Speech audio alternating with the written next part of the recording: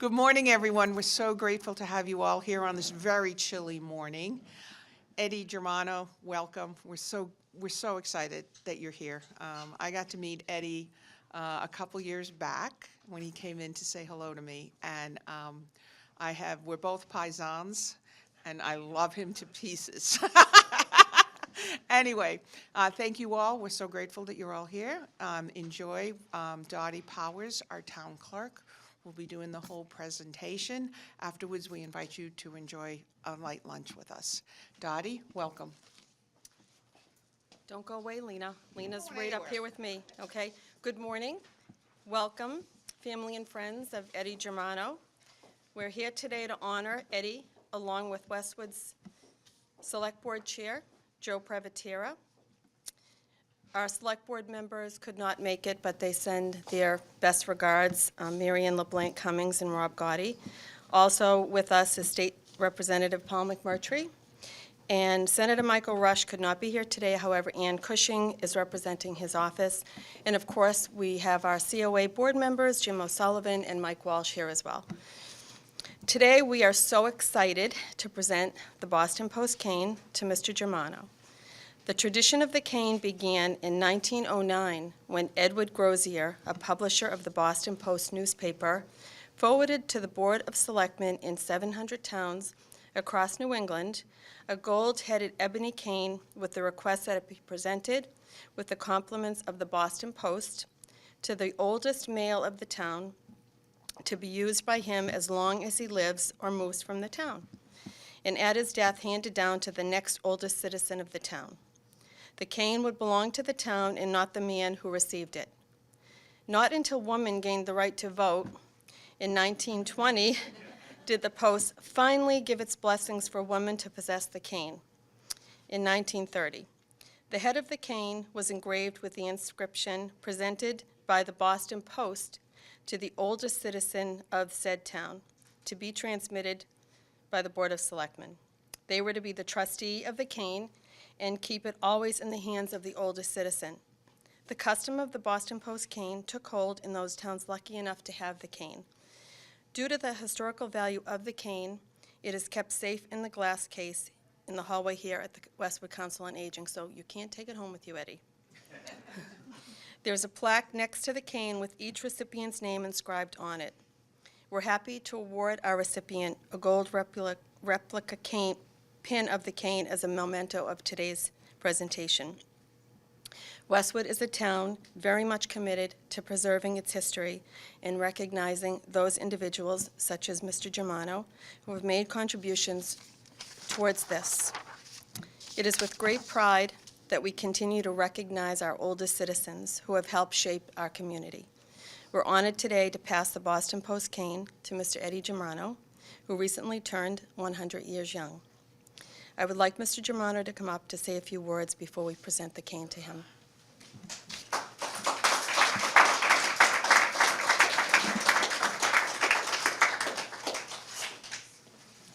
Come around here. Come over this way. Is that loud enough? Can you hear that? There you go.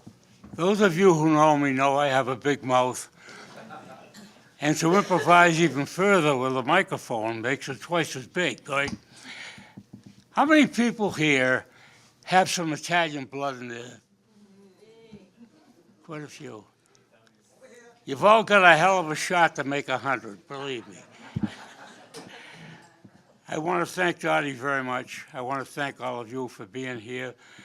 I'm very privileged, very moved, and I appreciate it very much. I'm not too humble. Once a microphone's in front of me, that's all I need. I can go on for 4 hours. I apologize for my articulation because I'm having some teeth problems, which are due to have when you get to be 100, and we're waiting to see whether or not I can get a dentist to take care of it once and for all. The Boston Post has a special meaning in my life. Boston at one time had 8 newspapers, 8 of them. Now we got 2. One is Meds. The Globe is so far over the left that I can't see it anyway. And it's a shame. I hate to see the newspaper business fluttering around. And it could be that, with the exception of a few major cities, you're going to have a one newspaper town, and in some areas, a no newspaper town. And that bothers me so much. The first thing I do when I get up in the morning is put the paper in front of the milk carton and set it up, and I check the front page. After I see what Trump's doing and so forth, I won't go there, but, you know, my generation, we're a little bit to the right, you know, and which makes us pretty good, I think. It's a wonderful thing for me to have a newspaper in front of me, not necessarily a TV set. And if I don't understand something, I go back and reread it. It's got everything I want. The sports, that would be next. Try to get the scores from the night before. And check the Bruins, which are very close to me. Basketball, I'm not much. We didn't have it when I was a kid. We had football, we had baseball, and we had hockey. We didn't have basketball. Basketball, a lot of people don't know, the Celtics weren't born until after World War II, around 1946. And I'm not crazy about the sport. It's not a bad sport, it's just not something that interests me a hell of a lot. The Post, when I was a kid, I lied about my age. I was 10 years old. I lied and said I was 12. So I could get a card to have my own newspaper route. One of the tips I got on my route was 2 empty milk bottles. And I would go down to the Nationwide grocery store and cash them and get a nickel each. That gave me a dime to go to the movie Saturday afternoon. The poverty was unbelievable. You can't believe the poverty. I lived 7 years in an attic flat without central heat of any kind, just a wood stove in the kitchen. The fact that I got a little arthritis, I can see where that came from.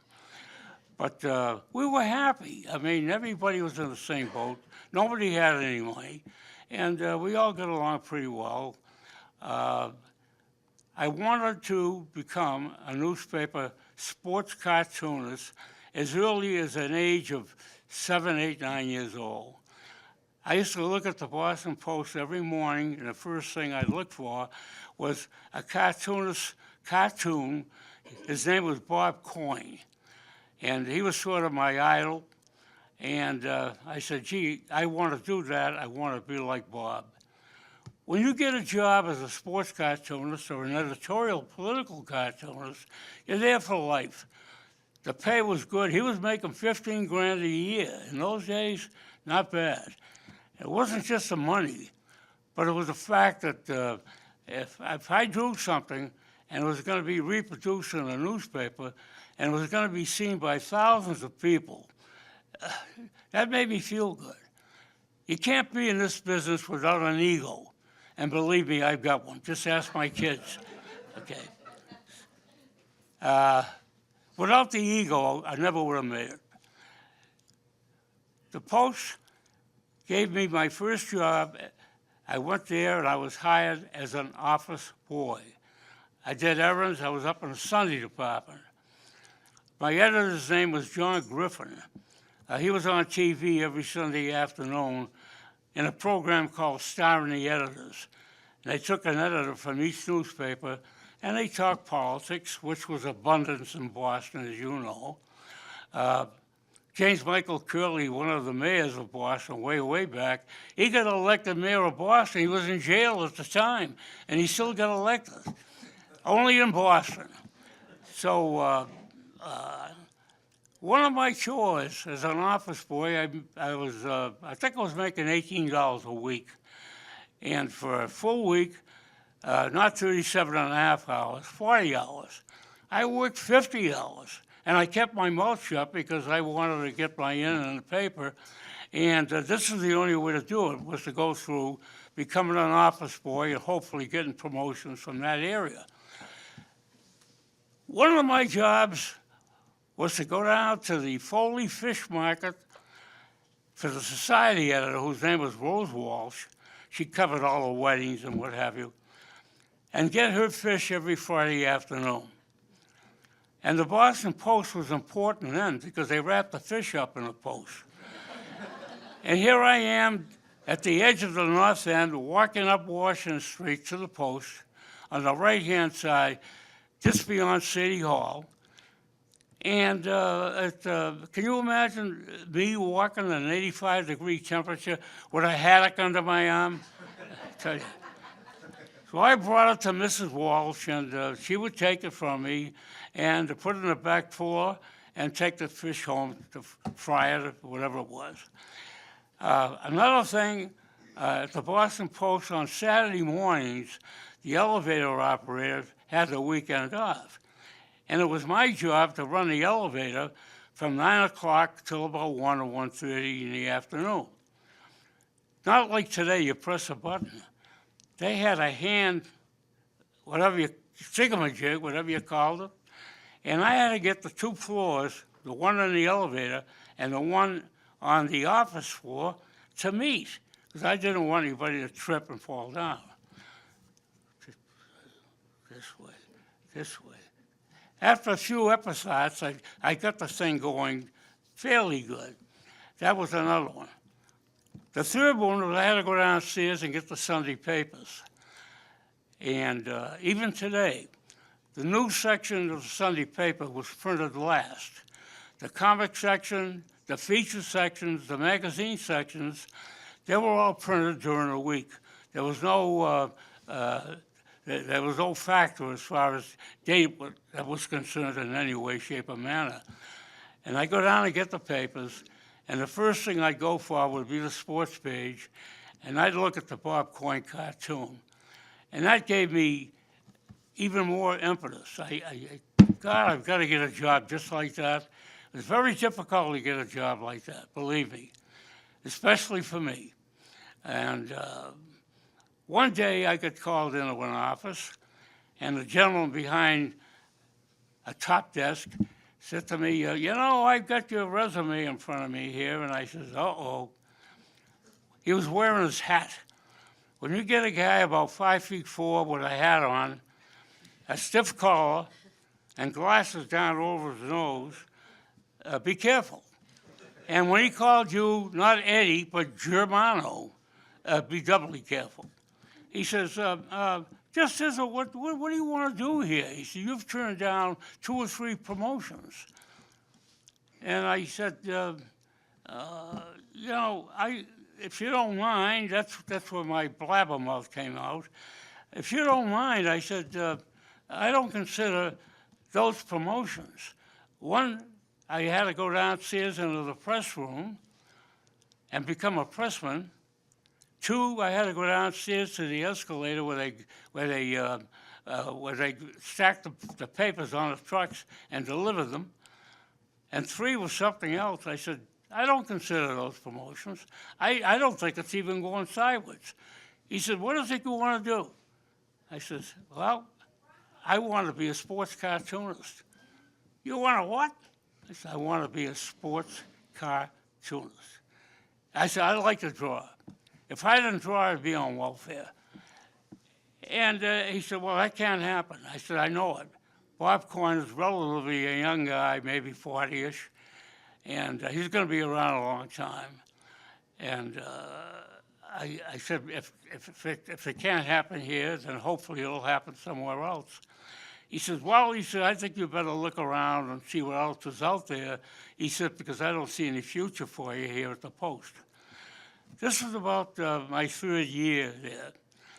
I owe the Post a lot. If it wasn't for the Boston Post, and I appreciate the fact that I'm going to receive the cane, I probably wouldn't be here today, and I probably wouldn't have been an artist professionally.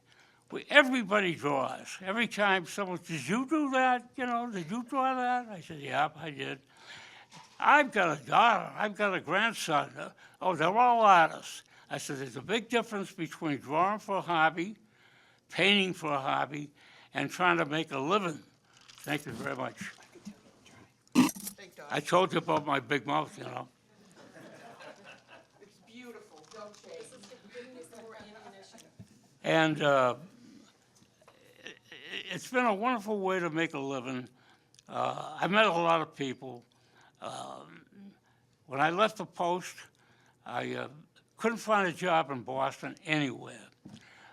The suburban papers were coming up, papers like Quincy, Lowell, Lynn, all had daily newspapers. But I wanted to be in Boston. Again, my ego. I didn't want 10,000 people to see my cartoons. I wanted 50,000, 100,000 people to see my cartoons. That's where the circulation was. In Boston, today we got two papers, the Globe and the Herald.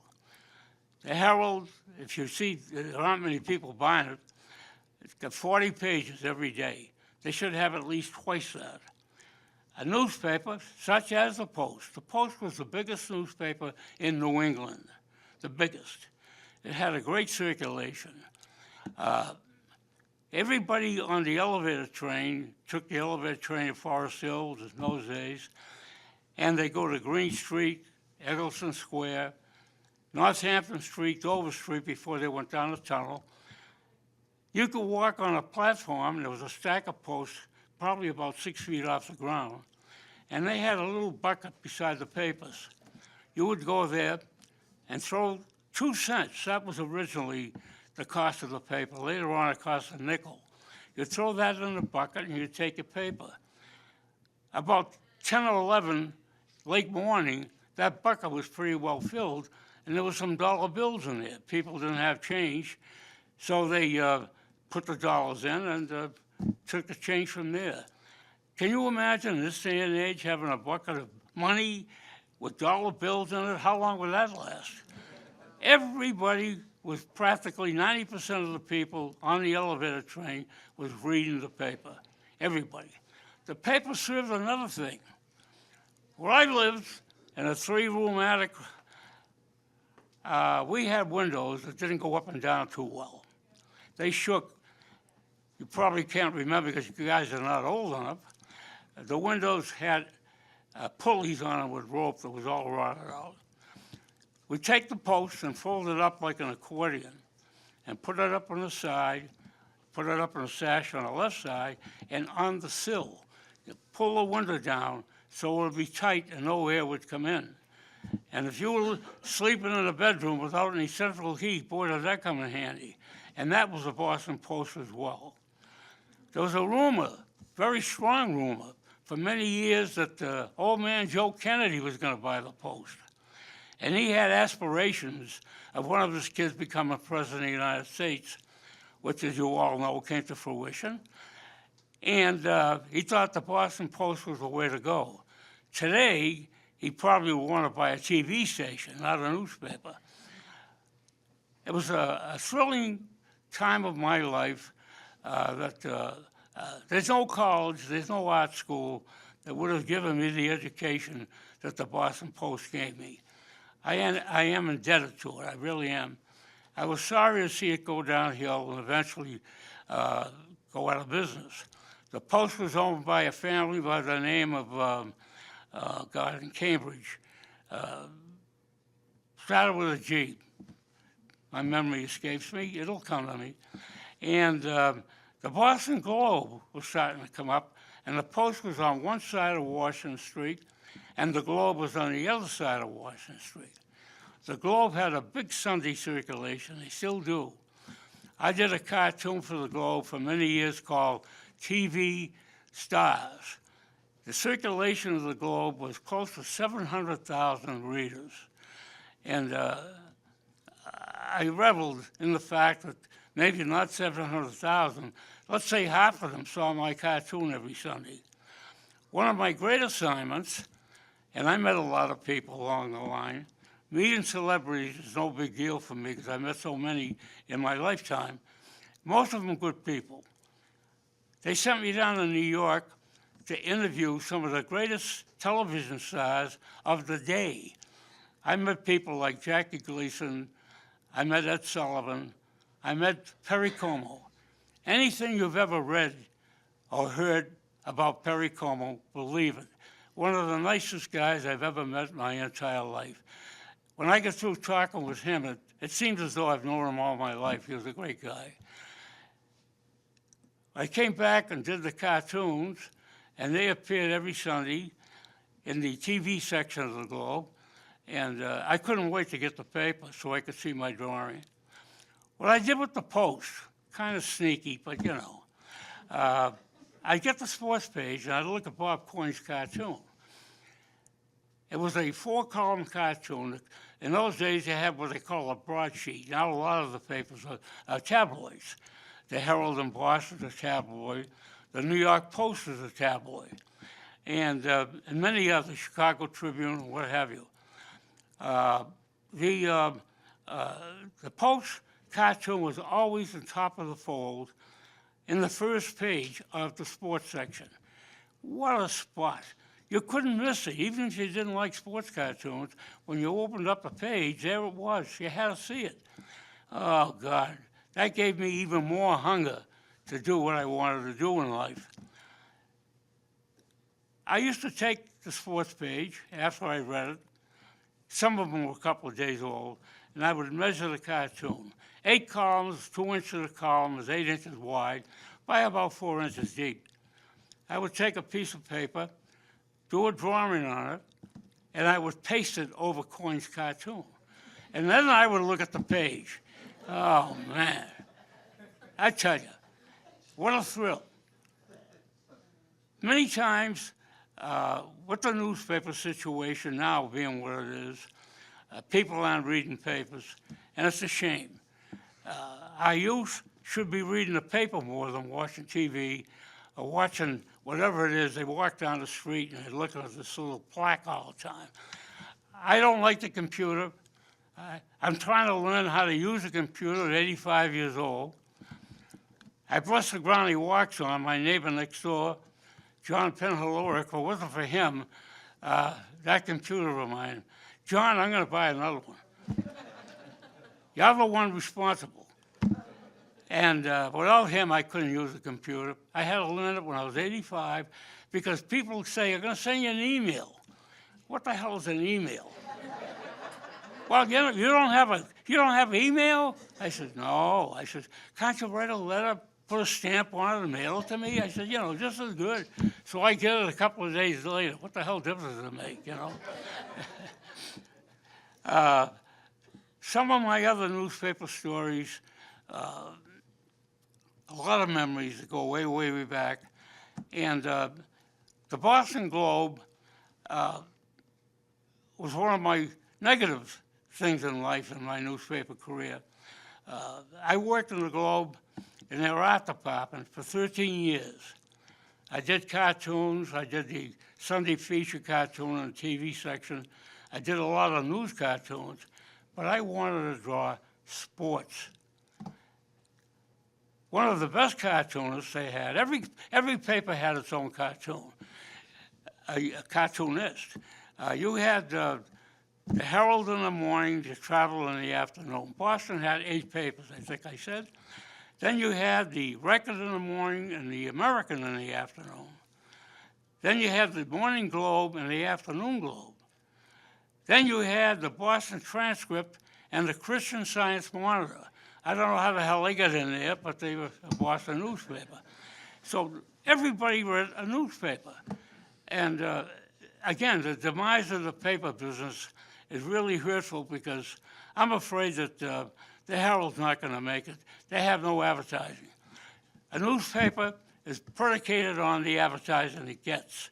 In Boston, they had 5 or 6 big department stores. There was Jordan Marsh, Filene's and Filene's Basement, R.H. White's, 2 or 3 more, Sears, and they're the ones who produce the advertising. And the more advertising the paper got, the bigger the paper would be. And there was no TV to advertise on at the time. It's a shame to what's happened to it. I hate to see it happen. And I'm glad getting old is no picnic, but at the same time, I came along at the right time if I wanted to make my living in the newspaper business. There was a clothing store in the middle of Rosendale Square, and the clothing store sold long underwear, would you believe, and shirts and things of that nature. I haven't bought a shirt in years. I had to have one of the women that takes care of my wife, who could not be here today. Mary Ann would love to have been here. Mary Ann is going on 95 years old, and I miss her not being here, but she just can't get out in this weather, and coming here would have been adventurous for her, so she's home, and I see there's a camera there, and I hope I can get a copy, and we'll show that at a later time. The newspaper is something that has been such a big part of my life that I just can't explain how much it meant to me and how much it still means to me. I remember one or two things about the paper business. I lied when I was 10 so I could have a delivery route. I was average $4 or $5 a week. Days during the Depression, people didn't have much money. Sometimes I wouldn't get paid, and sometimes I wouldn't get paid for 4 or 5 weeks at a time. Many times, the first thing I would do was get a paper, look at it, read it as fast as I could and as much as I could, because I wanted to keep up with what was going on in the news. Unfortunately, those of you who depend on television for your news, the next day, can you tell me what you saw? It's very difficult to remember what you saw. TV is an entertainment media. A newspaper is there to read. If you don't understand something, you can go back to it and reread it. You can get different opinions. Every newspaper had a lead columnist. The Post had a columnist by the name of Bill Cunningham, who was a sports writer who later became a political writer. A great writer. The Herald had a columnist, a sports columnist by the name of Dave Egan. They called him the Colonel. That was the name of his column. He didn't like the athletic director at Harvard University, and he wrote a column about him about 2 or 3 times a week.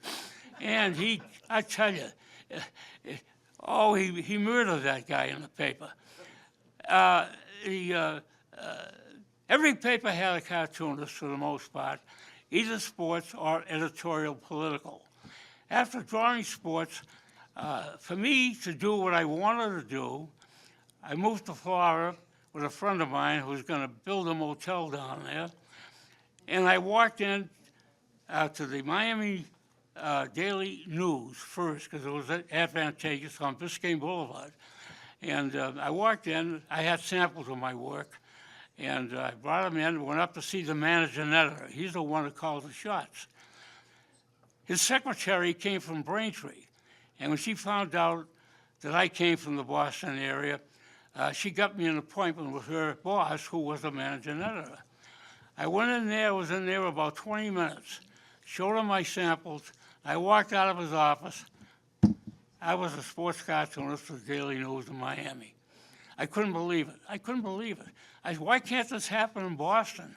I didn't want to live in Florida, but I stayed there for about a year and covered the Orange Bowl. At the time, Miami did not have professional sports. I don't think they had baseball. Football was college. And in Boston, all the newspapers that we also had 4 major teams represented in all 4 major sports. Today we have the Celtics, we have the Bruins, we have the Red Sox, and we have the Bruins, the Red Sox, and the Patriots, of course. I almost forgot them. Kraft is having a fit, but he'll be back. I'm sure he'll be back. He's got the money to do it.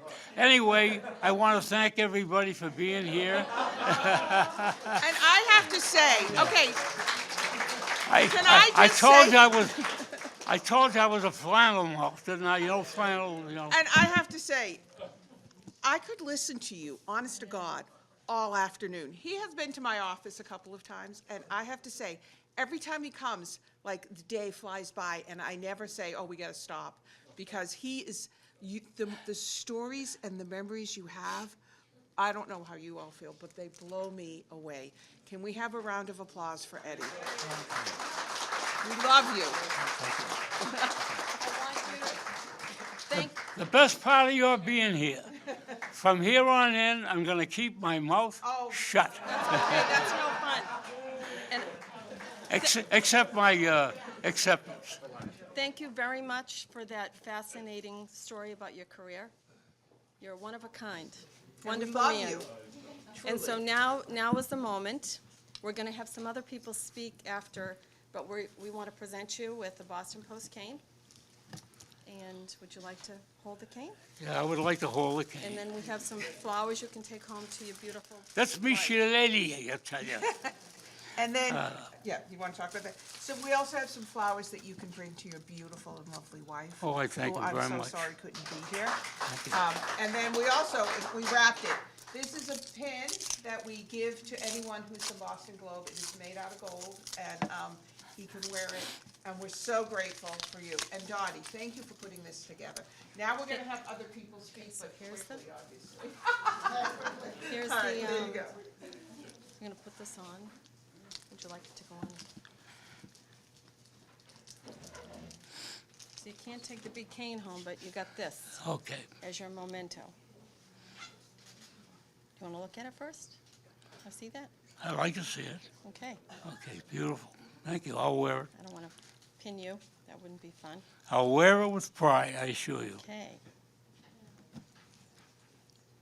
There you go. I thank you. Thank you very much. Thank you. Come have a seat, sweetheart. Oh, I want you to go this way. Yeah. Where is that,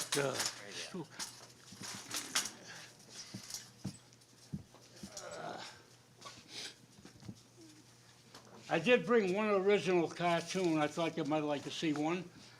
Isn't that cool? He actually brought a whole bunch every time he comes to see me. They're so cool.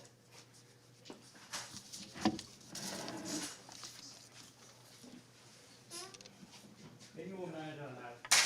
I hate this.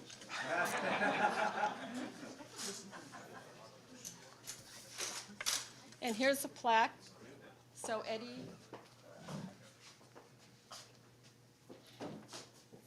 your name is on the plaque. Oh, boy. And that's going to be out in the hallway, and the cane will be in the glass case. I forgot one big thing. We have a selectman here. I want to propose a new law in the town of Westwood, that when you reach 100 years old, they cut the taxes by 20%.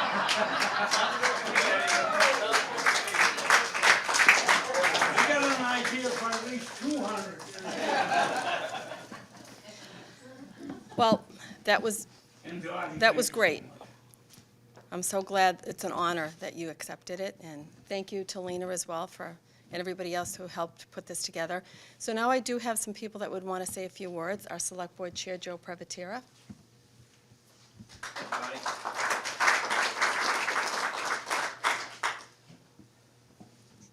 Who doesn't love Eddie? I can remember, I'll keep this short, but when Eddie speaks, everyone listens. I can remember walking down the steps of St. Denis, and I'd go out, and there's this beautiful Cadillac, and there's Eddie holding court on the sidewalk with a half dozen people listening to him, because they knew when Eddie speaks, you listen. When I was on the Conservation Commission, Eddie had some very good thoughts about how the University Ave project should go. And Eddie, you were absolutely right. You were a huge proponent for a roof over the garage. The snow melted lasted 6 months, and that was the end of it, and you were right. They should have put a roof on the garage. And lastly, what I remember best about Eddie is we were discussing a fence around the University Ave project. And being on the Conservation Commission, Eddie, of course, wasn't shy to come up to me and tell me what he thought we should do. And I said, well, Eddie, we have some concerns about it hindering the wildlife running around down there. And Eddie said, very succinctly, he said, Joey, I'm not worried about the four-legged critters. I'm not worried about the four-legged critters, and I'll leave it at that. So Eddie, congratulations. You're a terrific guy. Thank you for being here. Thank you, Joe. And now we have Representative Paul McMurtry. Good afternoon, good morning, rather, everyone. It's a privilege to be here. Thank you to the clerk and to Council on Aging and Select Board Member Joe Privateur. It is really, truly an honor to be here in your company, to listen to your remarks. And it certainly has come full circle that you're the recipient of the Boston Post-Cane, having worked there as a young man. And the lessons you learned and shared with us and the stories and the wisdom is really something that I truly am privileged to be a part of today, to listen. Two quick things with politics, and I know that's going to stop from the reception.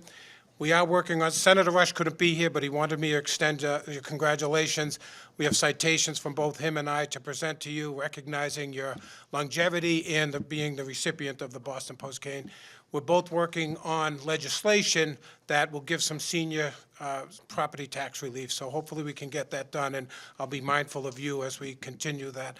Also, last session, I chaired a committee, a journalism commission, because there is a concern in the Commonwealth and across the country, these journalism deserts that are created because of the lack of newspapers. So there is a reason why I'm here. I appreciate it. I'm glad to have the opportunity to listen to you and to learn from you. And then lastly, my mother, who was Italian, would be honored to know that hopefully some of that Italian heritage and longevity lingers in my DNA as well. So on behalf of Senator Rush and myself, we have a citation, Mr. Germano. It reads, "It be known that the Massachusetts House of Representatives, the Senate, offers its sincerest congratulations to Edward Germano in recognition of being the honorary bearer of the Boston Post-Cane. The entire membership extends its very best wishes and expresses hope for future good fortune and continued success." So, buona fortuna. I'm so glad to be a part of a community and represent you at the State House, community that recognizes individuals like yourself, deservingly so. So congratulations, and it's a privilege to be here.